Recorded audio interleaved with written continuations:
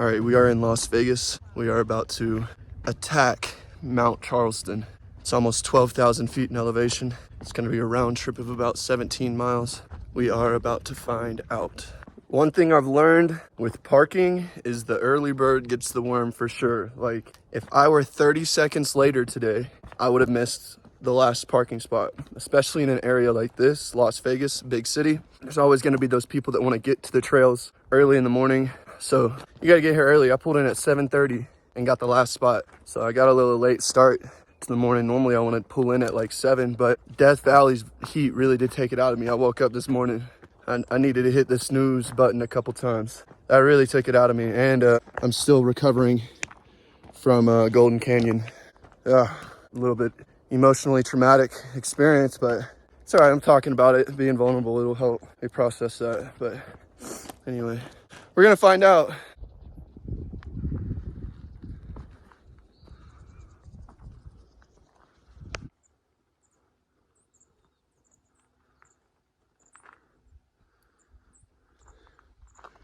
A little banana action. Yes, sir.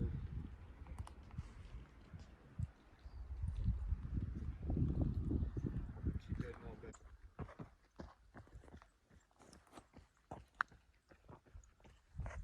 This is one of those hikes where I don't even want to stop to video. I don't even want to stop for water because it's like, you know, it's a journey. And personally, it's just like, just get up the mountain. You know, it's cold enough to where I don't even feel thirsty. It's a weird sensation feeling for your face to be sweating profusely, but your hands to be numb because the blood's just rushing down or whatever. I don't know, because of the temperature too. It's a weird sensation. We are finding out about Charleston Mountain. Little Dave's bread, oat snack. These things are delicious too. Splits off this way, that goes to Griffith Peak. Other way goes to Charleston Peak. It's about 3.9 miles to Charleston Peak. It's starting to get a little cold. Thankfully, I brought a t-shirt, so we'll be all right. I can barely even use my fingers to text.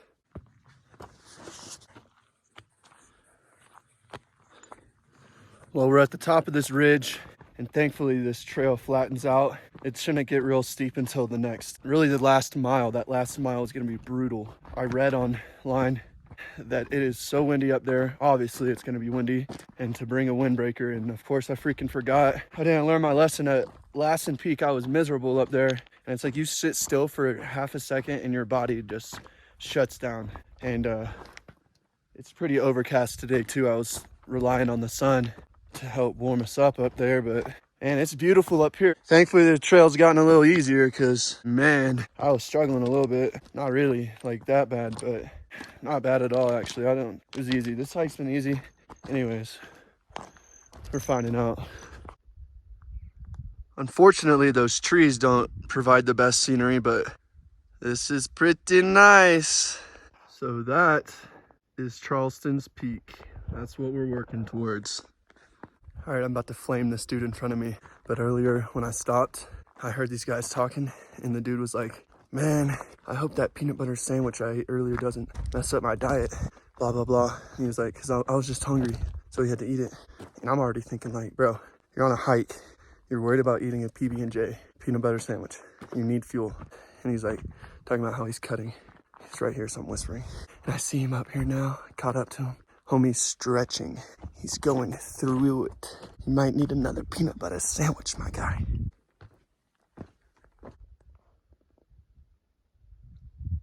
Well, this is a very strange environment with all the burnt trees. Look at that. It's a tree graveyard mixed in with some nice little daisies. Are those daisies? I don't know what classifies a daisy. I don't know what that is. Comment below maybe if you know. Look, just going back to that guy, I'm not judging him. People bulk, people cut. It's whatever. I'm not really into that stuff. I just try to sustain, maintain, get stronger, whatever. Eat enough. And so kudos to him if he's out here working, but like, you're clearly committed to nutrition, but you ain't built like it right now.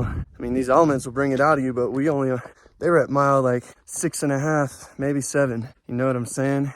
They got another 2.5 to go. So my dude, if you care so much about nutrition, homie should have those fluids in them. It's not just that's the more of the factor here. If you're cramping, it's fluids, but you need fuel as well. You need food. So don't get bogged down in any nutritional diet. Any of y'all like, I gotta, nah. It's like, yo, just work hard and eat so that you feel comfortable eating what you're eating. If you're putting in the work, if you're earning it, it don't really matter. Don't get bogged down into being so freaking obsessed like that.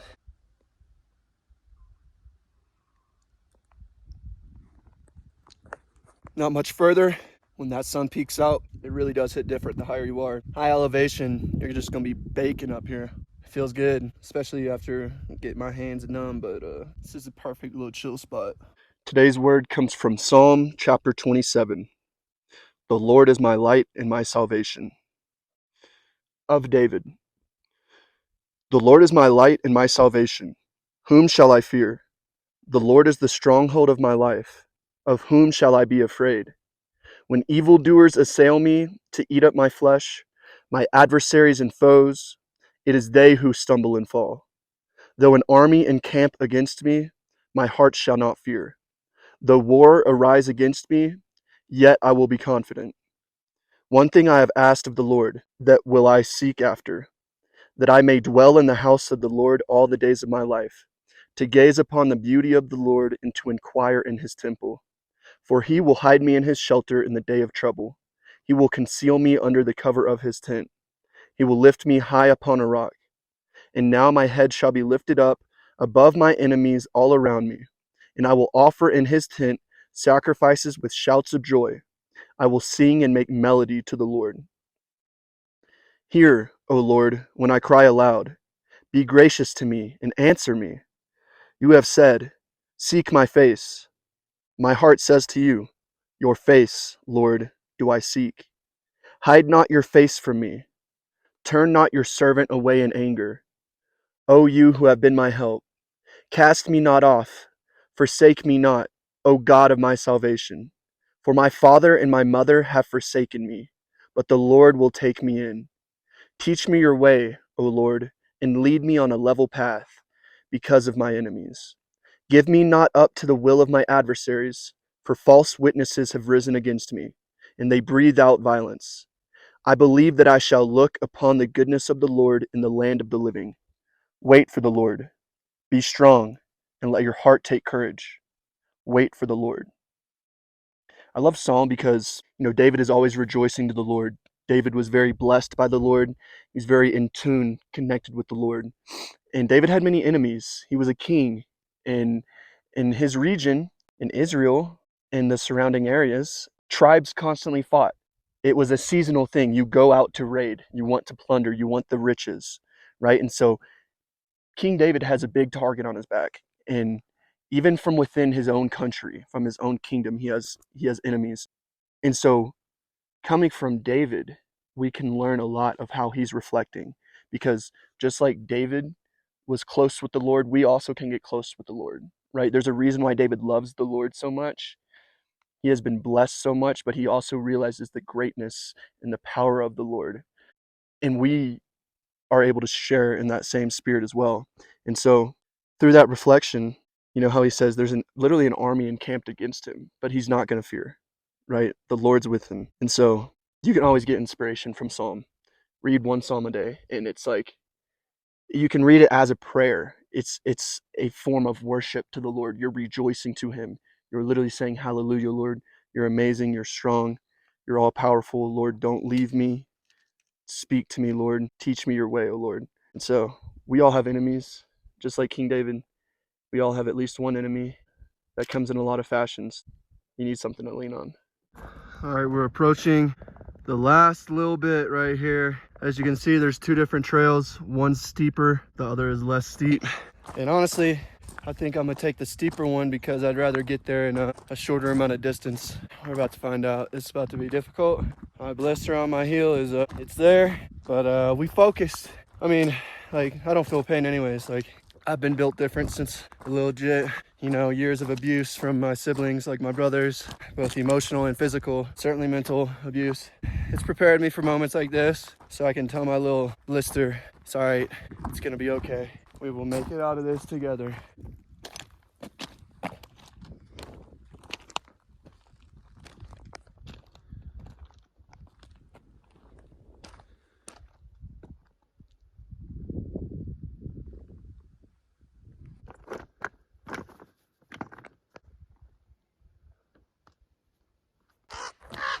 I got freaking ravens circling me over here. That's not a good sign. I gotta chill out with that. This last little bit is a lot of it.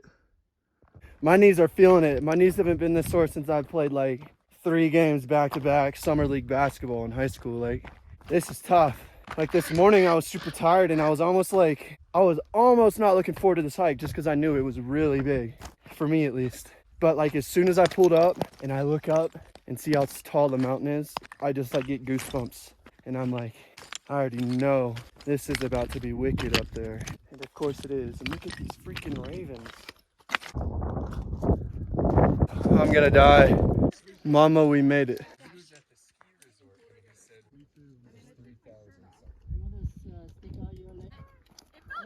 A little mandarin orange action.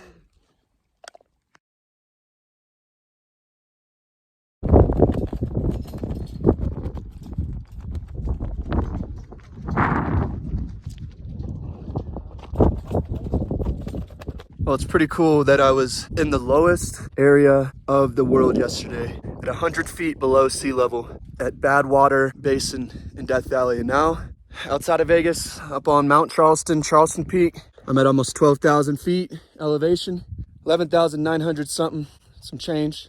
It's beautiful up here. They got this little tower thing for people to climb up on and feel cool about. It's fun. Great. Just want a video and then a picture or what? You can just video and cool. It's so much more We locked in, brother.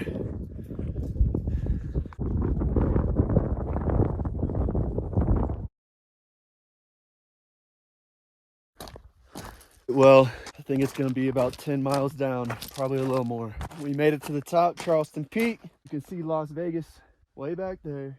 I'm gonna tell you this right now. Number one thing I'm looking forward to, sheesh, I'm finna find me an Asian buffet. I have not been to an Asian buffet in a minute, but I will have worked up the appetite and I will get my money's worth. I don't care how much it costs, I will get my money's worth. So that's what I'm looking forward to. We're feeling rejuvenated. I ate a whole bag of oyster crackers. Oyster crackers, they're my new favorite thing. They're so good. So I'm feeling rejuvenated, re-energized. It's all downhill from here. This tree right here is hitting the Michael Jackson. These things right here are all over East Texas. I had a lot of fun over a couple summers digging them up on our property. They are resilient plants. They will pop up out of anywhere. You cut them down, they'll regrow right there. You got to get them by the roots. You got to get them by the roots.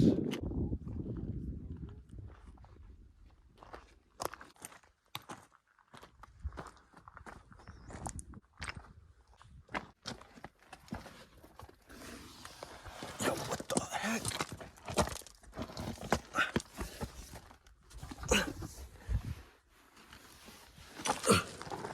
Ain't no way some of those old people are doing that. Ain't no way.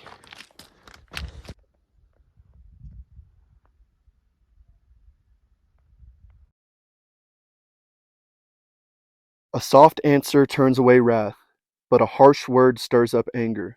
The Bible is an amazing piece of literature. If you enjoy literature in general, you should enjoy the Bible to a certain extent. Even if you're not a Christian, you should be able to look at certain things in here and be like, that's beautiful. What I just read was beautiful, right? There is so much wisdom in it.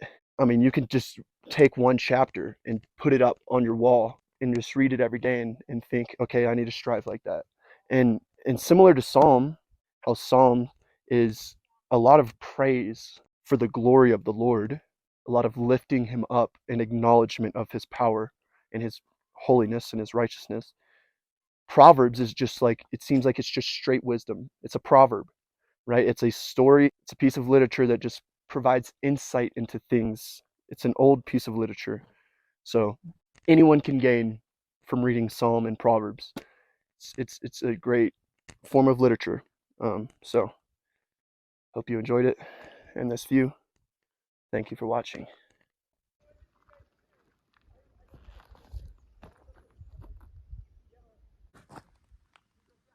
What?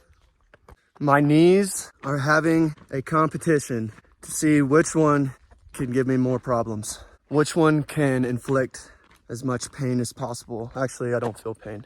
That hike in Yosemite, my mind always goes back to that. That was the lowest for me in a lot of ways. I thought I can't even put into words how that hike made me feel, but I can say I came out of that thing strong. I came out of that thing on fire. And so now doing this, the same amount of mileage, even a little more, my spirits are so much more lifted. It's like I literally wanted to go home after that hike in Yosemite, and now I'm like, all I want is to go to an Asian buffet. Like, that's all I've been thinking about this entire way down, is an Asian buffet. Like, bring me freaking as much rice and as much broccoli beef and as much orange chicken and as much of all that, and it's gonna get consumed heavily. I was hiking, now I'm hitchhiking. I had like a whole another mile and a half